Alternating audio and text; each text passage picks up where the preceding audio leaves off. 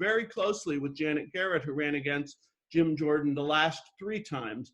And Janet was an excellent candidate, but pulled the punches on quite a few progressive issues that I thought really hurt her with Democratic voters, especially with progressive voters. Things like saying wouldn't support Nancy Pelosi, for instance, which I thought was not only a tactical mistake, but just absolutely wrong. Nancy Pelosi is the highest elected Democratic woman in American history. And God bless us that we have her at the head of our party. And I've found running this race that the more I talk to progressive issues, honestly, more and more Democrats come out and say, thank God someone is doing that here in the 4th.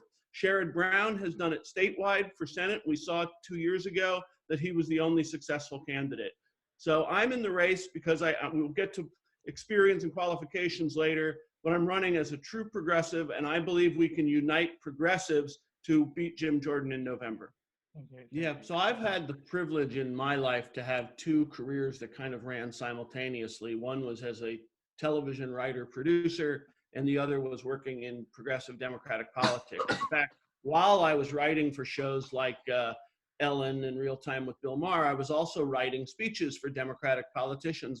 But my biggest opportunity came in 2008 when one of my close friends and my daughter's godmother, Jackie Spear, was elected to Congress in a special election. And she asked my wife and I if we would sell our home and move to DC to run her office, and we did. And during that time, if you remember 2008, we got there just before Obama was elected, but we were there for the banking collapse and, the rescuing of the auto industry and Dodd-Frank. And I really got a hands-on approach, not only on how to legislate and why it's important to legislate, but most importantly, because I was her communications director, my job was taking these very complex principles or bills like Dodd-Frank and the Affordable Care Act and explaining them to constituents in easy to understand terms. And I think that is a big part of being a congressperson. And I am absolutely sure that I'll be able to do the job on day one, which is why I have members of Congress supporting me. Problem with that.